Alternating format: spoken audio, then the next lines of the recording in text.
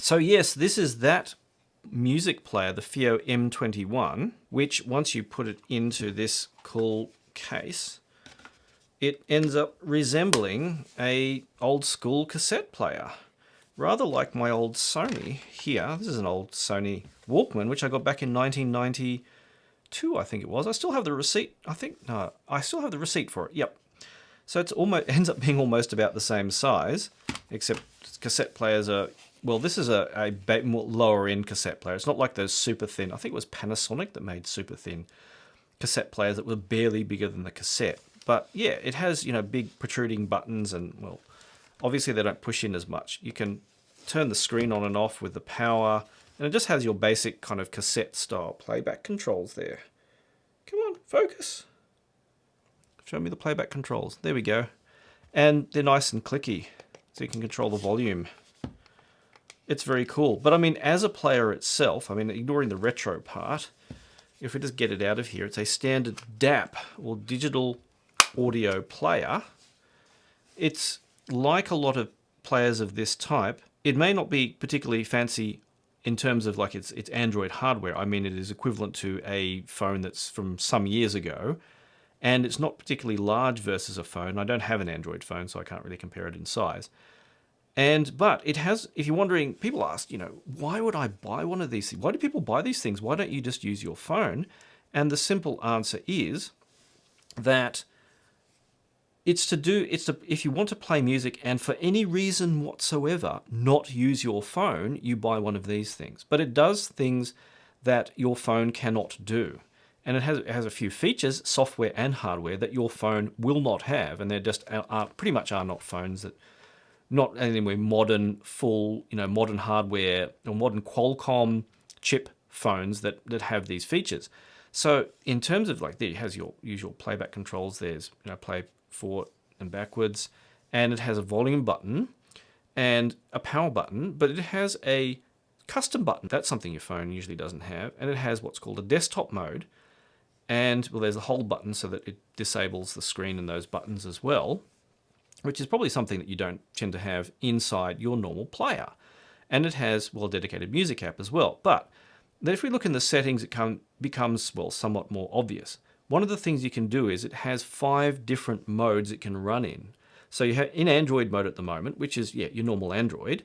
You have pure music mode, which it boots it straight into the FiiO music player, which is this one. You can download it yourself if you've got iOS or Android, and it's fully featured. It's got a lot of features in there. You can see there, it shows that whether you're listening to DSD, standard resolution, or high-res music, and it's, quick enough. It's pretty quick, and I've got a SanDisk, I think it's Ultra or Extreme card in there, so it's fast enough given that it doesn't have particularly exciting hardware. If we go back to settings, now the third one, USB DAC mode, so you plug it in via USB and it just outputs music. It has Bluetooth receiving mode, which is like a Bluetooth DAC, so you can have it as a Bluetooth receiver, and AirPlay, which will just receive over AirPlay if you want something that does that. And that's something your normal phone can't do. Now, so in terms of audio too, it has a couple of things. It has a couple of different headphone sockets on there, and most phones now don't have headphone sockets. I mean, your normal 3.5mm, and then you have this thing called 4.4mm Pentacon, which, if you're not familiar, is a special larger balanced audio plug designed by engineers, which is now the fancy audiophile thing to have in portable gear and on some desktop gear as well. And you can set that either to be normal headphone out, PO, or LO, which is line out, which means it will remove like the headphone amplification circuitry from the circuit and will just have the standard gain, voltage gain line out circuit, because headphones need current and voltage gain. Line out only needs voltage gain. And then you have other things like you can change the digital filters, and I'm trying to tap here while looking at the screen because the reflections prevent me seeing it, if you care about that kind of thing. And you can actually control the Bluetooth audio decoder and the settings for the LDAC and all that kind of thing. And there's a few other things that you can do which are interesting. All to DSD, I wouldn't bother with that. It just converts all the music to DSD before outputting it to the DAC, which is a whole rabbit hole of stuff I don't want to get into.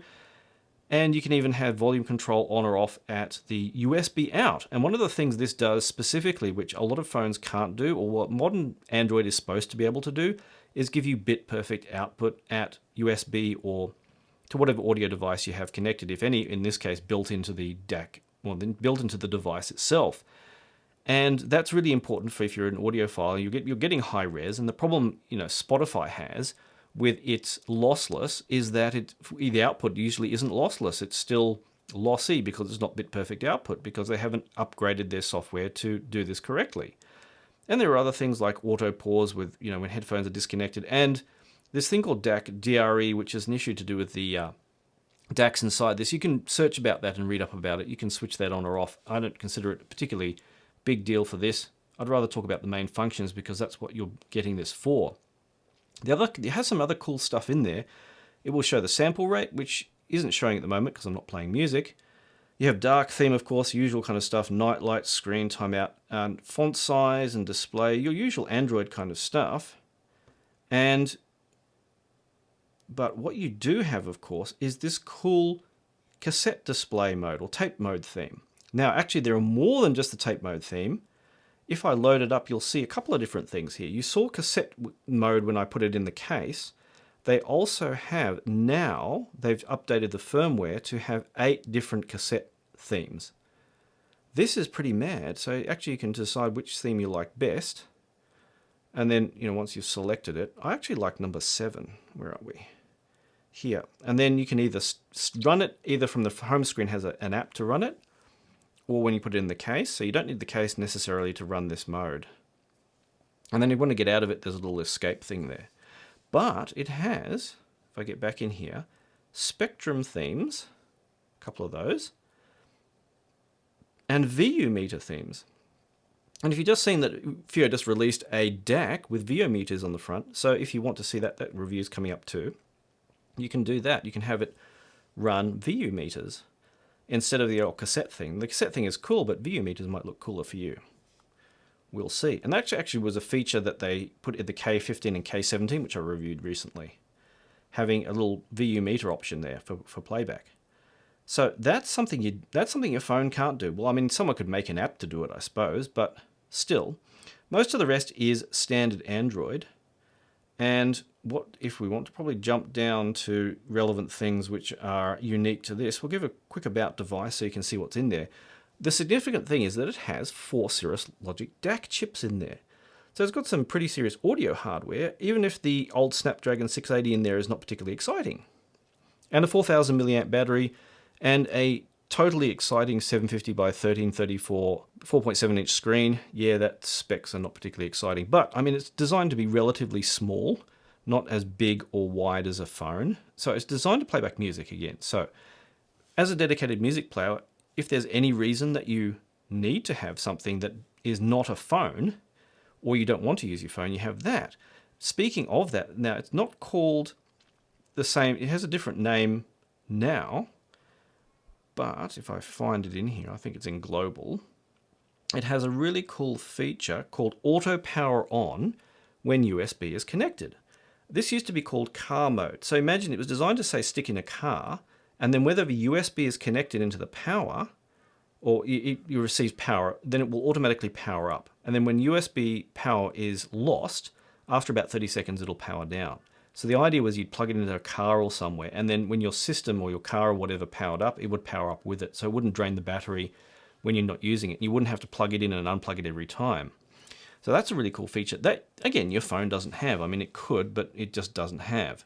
Now, that's speaking of the USB, it has 2 USB ports. And this is a thing you've probably seen in a lot of devices these days because we've got in here the QX13, which has a power input port. We've seen the RU9 from Cayenne has it. We've seen a few devices with it now. And the idea of this is twofold, is that you can have USB out to a device or connected, say, to a phone, if you want to use this as, say, a USB DAC from, say, your phone. And then it will not drain your phone's battery, but you can actually have more power for driving headphones if you plug in, say, your charger to the USB port, the power USB port at the same time. So what happens when you do that, if I can get up here, is you get this cool screen that goes, congratulations, you've unlocked the secret code kind of thing. And then if you hit enable and you've put it in desktop mode on the side here, you'll get better power delivery. So what the basic deal is, there's only so much current that these devices can pull from the battery before it would crash. You know, like if your battery in your phone is really, really, really dead, and it's going from like 80% to 10% in like 5 minutes, and then your phone crashes because it just can't drain current. Well, the thing is, there's a limit to how much current even a good battery can drain. And if you're trying to drive like some demanding headphones out of this, there's only so much it can pull from the battery. So what happens is, in desktop mode, it can pull power straight from the second USB port, and then it won't charge the battery. You can see charging is off. If I pull it, you can see it there. It's not charging at all. And then you can leave it in a desktop setup, or you can just have more power for your headphones. Because traditionally, of course, portable gear has usually been pretty crap with headphones. There's only so much power you could pull. Likewise, devices like the QX13, like your dongle DAC, there's only so much power you can pull. I mean, we looked at the things like the W4 before, and there's a limit to how much power, no matter what trickery they do, because they have to have some power for the device, and then phones will not dump out huge amounts of power. So there's only so much drive you can get. But having this option of a second port gives you more power. And so, well, what effect does that have? Before we do that, last cosmetic things they have, it comes with a regular blue plasticky case, which is actually quite, reasonable. One of the interesting quick things about that, check this out. So you have these protruding buttons. I think I'm a bit too close for the camera. So you have these protruding button things, which make the buttons for the player stick out. Now you have a hold button here, on here, which will now lock the screen and lock all the buttons. They won't do anything. You can, if you go into the settings, I think it's in global, if I can find, where's it gone? Hold switch settings, you can set which things are active, including the touch screen, when the hold switch is on. So if you just want the touch screen active and not the buttons, you could do that, or reverse, or whatever. So that's a handy thing to have. Now, but speaking of that, sometimes you want a case which has big protruding buttons to make things easy to press. But what if you don't? What if you want this case but don't want the protrusions? Well, if you look, you see they're all cutouts. I think it's designed so you can just literally rip these things out, and you can have recessed buttons if you really want. I haven't actually seen that specified anywhere. I haven't really looked. Maybe someone else has noticed it, but I think that's just a really cool feature. So you have that option there. But as another one, FiiO sent me a leather case. Let's open it up. I actually haven't been round to pulling this out. Another option is the good old leather case, which is your standard case. Come on. Foam out. Foam out. There we go. Your standard leather case, like, where's it hiding? I've got things all over my desk everywhere. I think it's just the same version as in this good old M11 Plus. So much the same kind of thing. There we go. Leather, plastic, or of the plastic case though, if you're wondering, it's old school. It's not particularly robust. I don't think those hinges are going to survive if you accidentally like dropped it while it was open. They're a little bit flimsy, but I mean the case is like $30, so it's not like expensive. It is kind of slightly padded inside so it doesn't damage the DAP, but I would not chuck this in my bag as it is. It's only got magnets holding it shut, and I think it would end up being damaged. I feel like having a case on the case to protect it, but it has, to get the DAP out, of course, you just stick your fingers through the old tape holes to push it out. So it's not, don't buy it if you're going to be chucking it in your bag like this. It will not work. If you're going to chuck it in like a pouch or something, yeah, maybe you're okay. But it's not super robust. It's kind of a novelty thing. But still, I think FiiO seems to be big on the novelty things lately, and people seem to like that. So, on to the big one, which is, well, listening with this thing, was it any good? So, importantly, comparing it to my good old Sony cassette player, just kidding, it's better than my Sony cassette player. Actually, my Sony's dead. I'm really annoyed about that. It has new batteries in it, and it's dead. I'm angry. I'm disappointed, Sony. You didn't last, how many decades is it? 3 decades. Anyway, the main thing about listening with these is Well, how do you kind of evaluate it?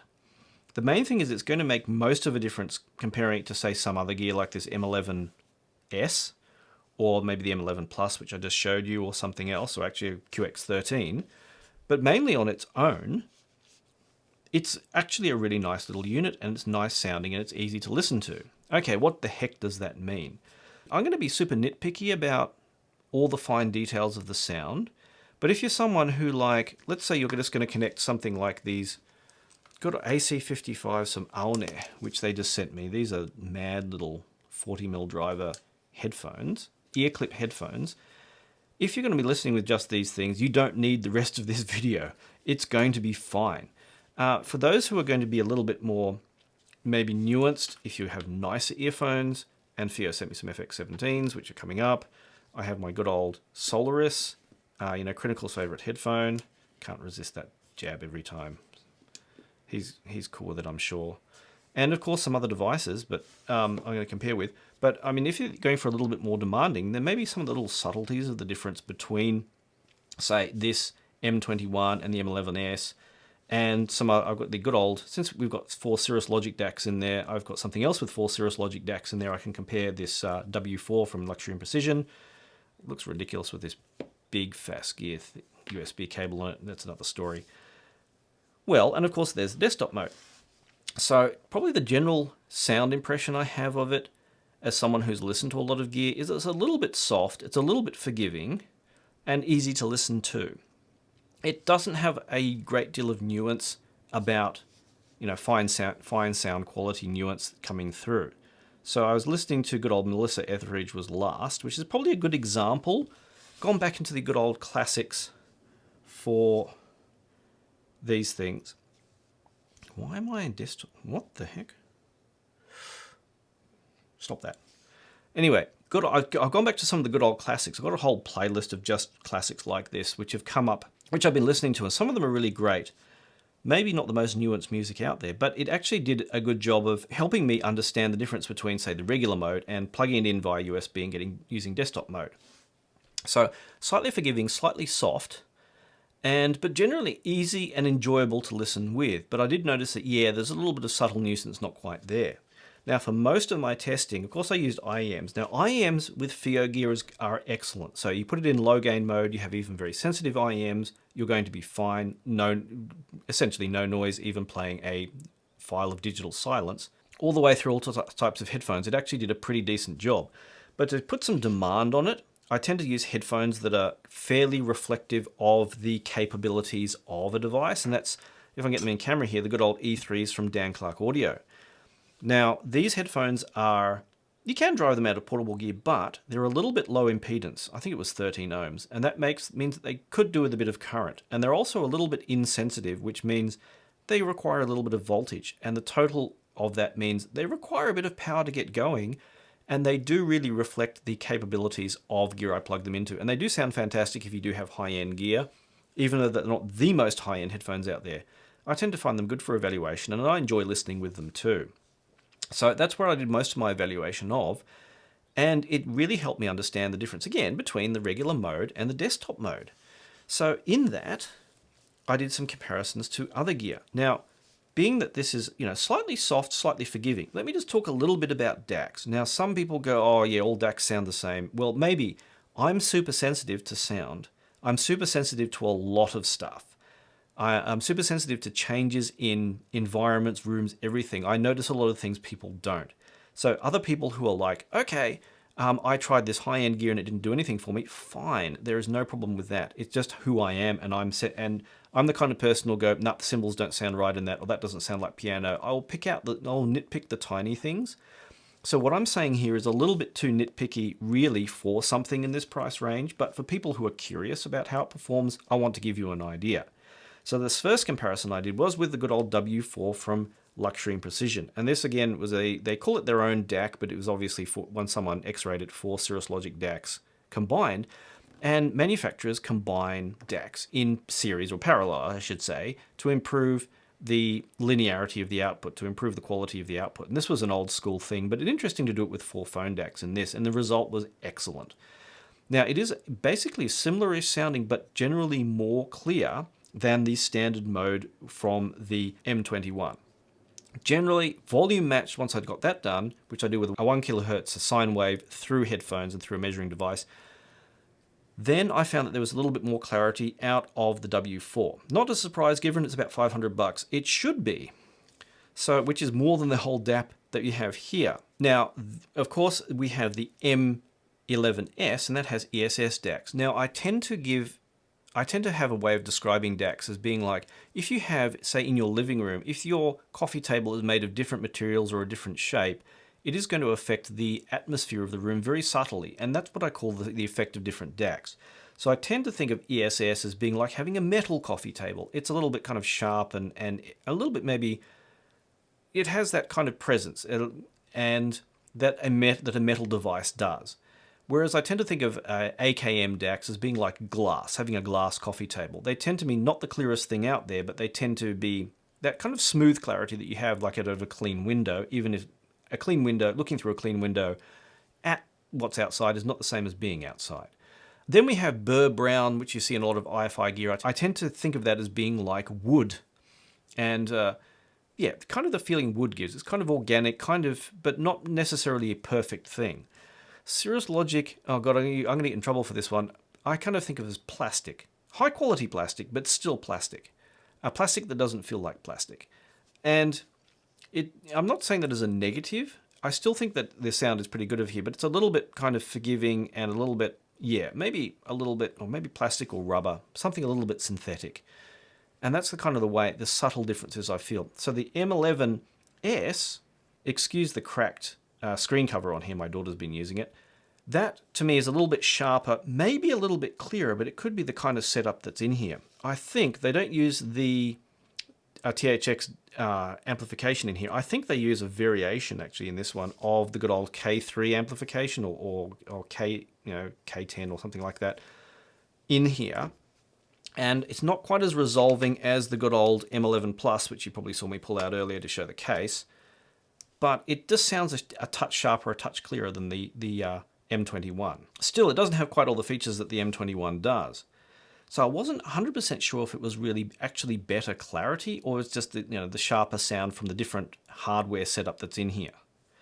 Now, in comparison, I got out the good old QX13. Now, the QX13 was a step up not only just from the M21, but also the good old W4, and I'll talk more about that in its review. That was, well, that's a bit of a shocker, isn't it? And I really like the QX13. Yeah, you'll see a review of this shortly, or if I have shot the review, I'll try and chuck a link up in the corner.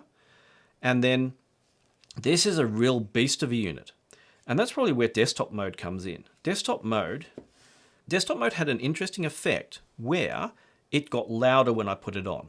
So what I did is I measured the volume setting I should have, what volume level I should have on this. It said at 98. I had it at 98 for listening with the E3s with desktop mode on, and I had to have it at 104 to get the same decibel level with desktop mode off. And that turned out to be 3 dB different. So every volume level is 3 dB different. With the QX13, it was 2.5 dB in 5 steps. But then I could get everything level matched to dead on the same amount, which was fantastic. Very easy to do with comparative FiiO gear. And I have this plugged in here, which is going to plug it in. It's probably going to pop up a thing asking me where I want to connect it to. USB access. Where getting device information. Allow FiiO. No, I don't want FiiO Music to do it. No, I don't want Roon Arc to do it. I have it in Qobuz at the moment. Why FiiO? I didn't ask for you. Back to Qobuz. Anyway, this was, distinct step up, but still, with both devices, I found that it wasn't just that it got louder. Once I just put it in desktop mode and then changed the volume down, whether it was 6 steps or 5 steps, I found that maybe it wasn't always so noticeable, but anything where there was sharp percussion, for example, I noticed that there was, it was sharper in desktop mode. There was better dynamics, and sometimes, especially with the QX13, a bit more space to the music overall. Like every instruments were a bit more distinct. So there was a distinct difference between having the normal mode, which just uses battery power, and desktop mode, which uses external power. in that there was an improvement in sound quality primarily in dynamics. One side accounted for the fact that the volume level had changed. So that was the main benefit. So there was definitely a benefit to that. Probably the only device it didn't benefit so much was the good old KA17, which was, it just sounded thicker in desktop mode and not necessarily better. But in the QX13 and the M21, a distinct jump up in sound quality in terms of sharpness and dynamics. Now, there's a possibility, again, someone may try these and think, oh, it doesn't sound really that much different. In some music, it just didn't. I mean, if there's not any sharp dynamics in the music for it to sound better, and there's maybe the headphones, even with IEMs, actually, there was a little bit of increase in clarity in terms of sharpness there as well. If there isn't that there, then it may not be so noticeable, or the music is just very loud and congested or whatever. So there was, I felt, an improvement with the desktop mode there. And for convenience factor, you know, if you want to plug it in as a desktop device and not have it drain the battery constantly, well, there's that practical consideration as well.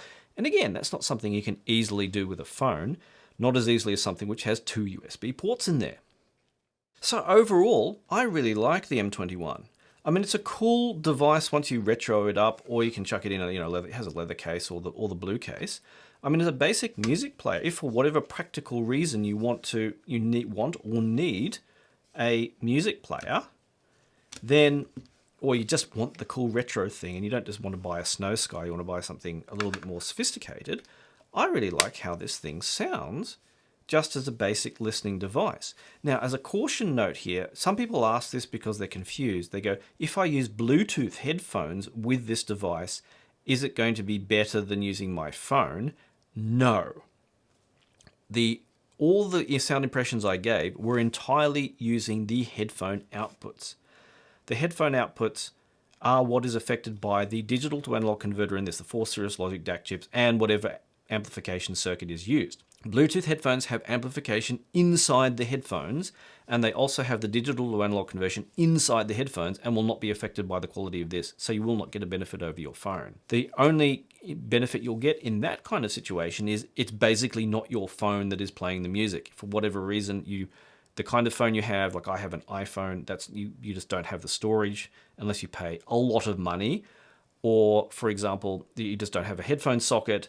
And there are other practical considerations that make it not convenient, or maybe you have an old iPhone which has Lightning, which may not be able to provide a lot of current for a device such as a good dongle DAC, or you just don't like using a dongle DAC, period, then one of these devices could be cool, or if you just want the cool, again, the cool retro look, which I think is rad in its own right. So that's the M21. And if you own one, let me know what you think. How did you go with it? What have you compared it to? How's your experience been? Have you found any issues with the device? Good, bad, whatever. Let's make this review useful for everyone, that people can come to it and get an idea of what it's like to use. Not just from me, but from other people as well. Also, thank you to all my patrons. This video is possible because of them doing things like subscribing to my channel. Becoming a patron, even for a couple of bucks a month, helps me produce these videos, and I'll happily help you out in turn if you want some advice about gear. Rather than if you ask me questions, if you want help out, send me a couple of bucks, join up my Discord, ask me there, and then a lot of people, not just me, a lot of people who are very knowledgeable will help you out too, and we have a nice little community going. Be part of it. Community and exchanging and helping each other out is what makes everything good, and it'd be really cool if you'd be part of that too. So anyway, thanks once again for watching, and I look forward to chatting with you online.